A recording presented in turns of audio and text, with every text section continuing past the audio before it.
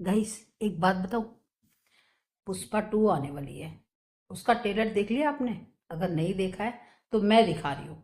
भैया ने इतने बढ़िया ढंग से बताया हुआ है ना। ट्रेलर देखोगे, दिल खुश हो जाने वाला है आज। तो चले ट्रेलर देखने। ओके। ओके गुरु लोग, थोड़ा सा अभी बाहर हूं मैं। बट खैर, तो गुरु इस बार पुष्पा राज फायर नहीं बल्कि वाइल्ड फायर बन के आ रहे हैं, जहां मुझे पुष्पा 2 दी रूल का एक स्पेसिफिक सीन मुझे कुछ जरूरत से ज्यादा हैरान करता है। अपने ट्रेडिशनल सदर्न हीरोइज्म की पूरी बत्ती बना देता है। पर पता है, ऐसे ही जी निचोड़ देने वाले जिंदगी के कुछ मोमेंट्स होते हैं जो अपने कैरेक्टर को डिफाइन करते हैं कि अब इसका क्या ही कमबैक हो सकता है। एंड मूवी की कई सीक्रेट कास्टिंग के अलावा भी मुझे यकीन है कि मूवी ऐसे कई सरप्राइजेस हमारे लिए सिर्फ थिएटर एक्सपीरियंसेस के लिए ही रिजर्व करेगी। पर अभी जो ट्रेलर हमें इसका कॉन्टेक्स्ट देता है वो थोड़ा सा कॉन्फ्लिक्टिंग है। ट्रेलर शुरू तो ऐसे होता है कि पुष्पाराज अब इस लेवल पे पहुंच चुका है कि अब उसे पैसों की परवाह नहीं है और भारतीय सरकार के पावरफुल लोगों से भी उसका कोई भी डर नहीं है। वो साबित क्या करना चाहता है इस मोमेंट पे? ये ट्रेलर अपने पहले 20 सेकंड में ही पॉइंट आउट करता है कि जरूर इसका कोई चाइल्डहुड ट्रॉमा रहा होगा एंड पॉलिटिशियन इस बात को समझ रहा है। जहां पिछली मूवी में इसका ड्राइविंग फोर्स क्या था, ये पुष्पा हर किसी इंसान की तरह बड़ा काम तो करना चाहता था। एंड ये और एग्रेसिव तब हो जाता है जब इसके हाफ ब्रदर ने इसके माँ के कैरेक्टर पे लांछन लगाया कि तू इलेजिटिमेट है, तेरी औकात क्या है, तेरी माँ मेरे बाप के घर में नौकरानी के लिए काम करती थी और तू मजे मजे में पैदा हो गया। और फिर उसी मोमेंट के बाद पुष्पा और भी डिमेंटेड हो गया, घुस जा रहा है लोगों के घर में, मार रहा है, पीट रहा है, रूल कर रहा है। एंड जहां हम लोर में डीप डाइव करने ही वाले होते हैं कि पुष्पा की क्लासिक मास वाली अपील वापस आ जाती है। पुष्पा पुष्पा नाम सिर्फ नहीं, पुष्पा एक ब्रांड है। पुष्पा यानी मसीहा, पुष्पा यानी ऑर्गेजम। मतलब कि वो बताना तो इसी तरीके से चाह रहे थे। और जहां पिछली बार पुष्पा पूरे इंडिया के लाल चंदन की लकड़ी वाले सिंडिकेट का राजा बन गया, मगर अब इस बार वो अपने बिजनेस को रूल करना चाहता है और अपना नाम इंटरनेशनल मार्केट में भी स्टैब्लिश करने के लिए वो इंटरनेशनल माफिया से भी भिड़ने में नहीं डरता है। पहले तो दिखता है कि पुष्पा भाऊ बाहर गांव गए हैं, उनके ट्रेडिशनल ड्रेस में सीधे उनके मालिक से डील करने गए हैं हाई मार्जिन के लिए। दैट मीन्स कि उस पोर्ट से जो कंटेनर पे रख के शिप का पूरा जो रूट बनाया गया है उसे भी पुष्पा अपने एम्पायर के अंदर चलाना चाहता है।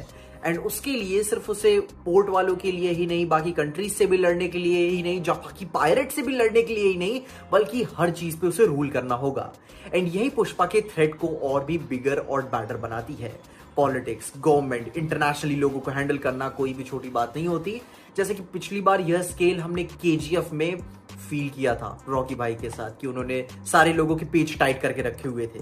पर एक टाइम के बाद अमीर लोगों की ना एक बड़ी गंदी सी आदत होती है कि उन्होंने पैसा तो कमा लिया पर फिर उन्हें चाहिए होती है जबरदस्ती की इज्जत। और फिर इसीलिए वो बनाना चाहते हैं अपना ब्रांड, आते हैं शार्क टैंक में, उल्टे सीधे पॉडकास्ट में उल्टे सीधे ओपिनियंस देते हैं, कुछ नहीं तो कुछ अपने ही पॉडकास्ट शुरू कर देते हैं, क्योंकि सोशल कैपिटल कमाने के लिए एक्चुअल मेहनत की जरूरत पड़ती है। और जहां पुष्पा ये सारी सेम चीजें कर सकता था, एंड ऑनेस्टली अगर करता तो काफी अजीब लगता, बट उसने ऑब्वियसली काफी मुश्किल रूट चुना, गुंडागिरी वाला। अब देखो, मैं पुष्पा को हीरो बिल्कुल भी नहीं मानता, पर ही स्टिल कूल।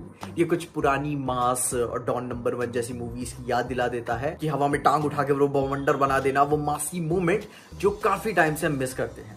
एंड ये सारे मासी चीजें आज के मॉडर्न एक्टर्स में अगर मुझे कोई स्पेसिफिक होके पॉइंट आउट करना पड़े ना कि कौन पुल ऑफ कर पाता है, तो वो अल्लू अर्जुन आते हैं।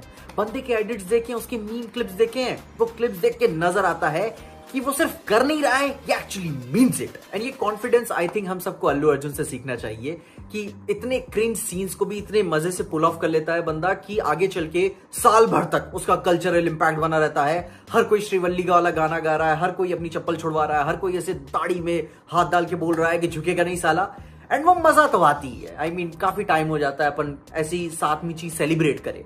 जहां पिछली बार ह्यूमर के लिए पुष्पा के दोस्त को लाइट में रखा गया था, एंड इस जगह उसी लाइट वेट मूवमेंट्स को रिक्रिएट करने के लिए पुष्पा की बाई को यानी कि रश्मिका मंदाना को चूज किया गया है, अपनी श्रीवल्ली। ये फुल ऑन कपल्स वाले मोड में जाने वाले हैं, जैसा कि आए दिन सदर मूवीज में होता रहता है। जिसमें पर्टिकुलरली एक सीन बड़ा फनी सा है कि जब श्रीवल्ली को दिखता है कि उसका पति उसके पैर के साथ क्या कर रहा है, उसका रिएक्शन वहां पे देखने लायक है भाई यार। That's exactly how women feel when they see a guy who is into feet. जहां बीच में वो रोमांस जब खत्म हुई बातें, वो अपनी साइड की कहानी है। जब अपनी हो सकता है डैमसेल इन डिस्ट्रेस वाली कहानी यहाँ पे भी बन जाए, या फिर शिवाजी द बॉस वाली कहानी की तरह जो अपनी श्रीवल्ली है वो अपने पति के लिए इतना डर जाए कि लोगों के साथ कोलैबोरेट करने लगे, जिसकी वजह से पुष्पा के और भी लौड़े लग जाए। मगर इन सारी चीजों को साइड में रखें, तब एंट्री होती है अपने उस पुलिस वाले की जिसका ईगो पुष्पा ने पिछली मूवी में बहुत ही गंदा छेड़ दिया था कि उसके कुत्ते ने भी उसको उसकी वर्दी के बगैर पहचानने से मना कर दिया। SP Bhanwar Singh Shekhawat IPS। अब पता है जिस तरीके से फहद फासिल को मूवी के ट्रेलर में भाव दिया गया है, ये छोटी मुंह बड़ा बात वाली चीज हो जाएगी कि ये मुझे ऐसे नजर आ रहा है कि पुष्पा ऑलरेडी इसमें अपने एक बड़े ऑब्जेक्टिव को चेस कर रहा है। उसके लिए वो छोटा पुलिस वाला बहुत ज्यादा कोई मायने नहीं रखेगा।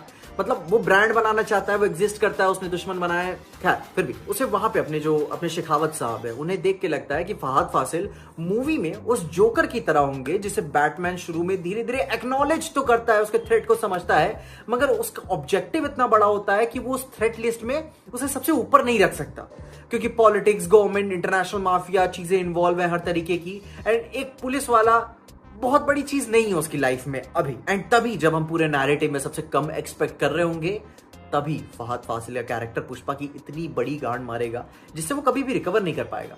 एंड मूवी की सुप्रीम सिनेमैटोग्राफी वहीं पे ही फील होती है कि जब हमें एक फ्यूनरल नजर आता है, बारिश हो रही है, छाते हैं, वार्म लाइट है, लाल चंदन वाली कलर ग्रेडिंग है, मजा ही आ जाता है देखकर।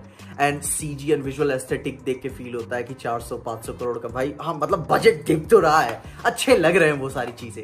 बस ये ना बाद में सुनने में आ जाए कि पुष्पा पार्ट 2 और 3 को मिलाकर 400-500 करोड़ का बजट बताया जा रहा है, जो कि कम नहीं है।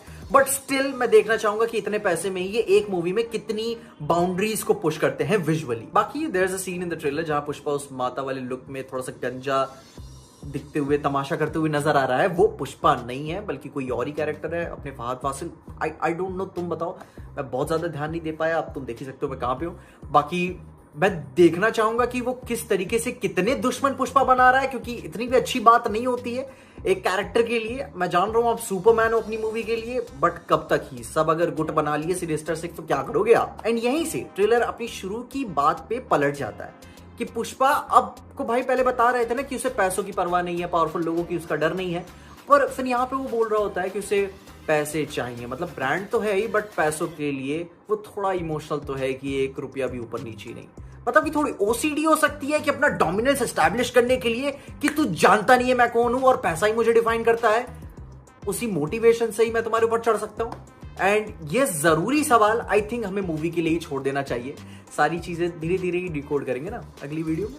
पर मिला जुला के ये तो मैं बोल ही सकता हूं कि जैसे एक्शन के ग्लिम्सेस हमें इसमें देखने को मिले हैं, एक्सट्रीम परफॉर्मेंसेस दी जा रही हैं स्पेशली अल्लू अर्जुन की तरफ से, ये देख के लगता है भाई कुछ भी कहो हार्ड मजा तो आने वाली है। ऑनेस्टली एक बढ़िया सिनेमा एक्सपीरियंस के लिए चीजें अपन एंटरटेन तो होंगे, कुछ अच्छा वाला एक्शन हमें देखने को मिल जाएगा, कुछ हवाबाजी वाले डायलॉग होंगे जो कि इतने ज्यादा रिडिकुलस होंगे कि वो पसंद आने लगेंगे। बाकी जो कुछ अगर मूवी में जान बच जाए तो एक एल्बम भी अच्छा हो जाए। बाकी मुझे उम्मीद नहीं है, ऐसे सीक्वल्स ना हर बार हर चीज को नेल डाउन नहीं करते, तो एल्बम से मुझे एक्सपेक्टेशन तो नहीं है, लेकिन देखते कैसा हो। बाकी अब इसके ट्रेलर में बताया तो जा रहा है कि पुष्पा फायर नहीं बल्कि वाइल्ड फायर है, तो देखते हैं कि कैसा वाइल्ड फायर वो बनते हैं, क्या सच में बन पाते भी हैं कि नहीं। जहां पुष्पा 1 के रिडिकुलस टोन को ये 2 टाइम्स पे ही लेके जाता है। एंड फहद फासिल से स्पेशली उनके साथ मेरी बहुत उम्मीदें हैं। इसमें कोई भी दूध का धुला इंसान नहीं है, लेकिन एक बैड एज एंटी हीरो के लिए आपको एक बैड एज विलन की जरूरत होती है, एंड वो ट्रेलर से फील होता है। पुष्पा कहीं भी जाए शेखावत के ईगो से वो बच नहीं पाएगा, एंड शेखावत पड़ा रहेगा उसकी एस पे। हाँ, बाकी वीडियो एंड हो गई, नॉइज आपको सुनने में मिल रही होगी, होप करता हूँ आप अंडरस्टैंड करोगे। एक तो वीडियोस कुछ ऐसे ही चलेंगी, बाकी आ रही हैं वीडियोस अच्छे से। अपने ओपिनियंस में जरूर बताना, एंड ये भी बता देना कि क्या मैं ऐसे कैजुअली भी कर सकता हूँ। बाकी तब तक के लिए देखते रहिए PJ एक्सप्लेन।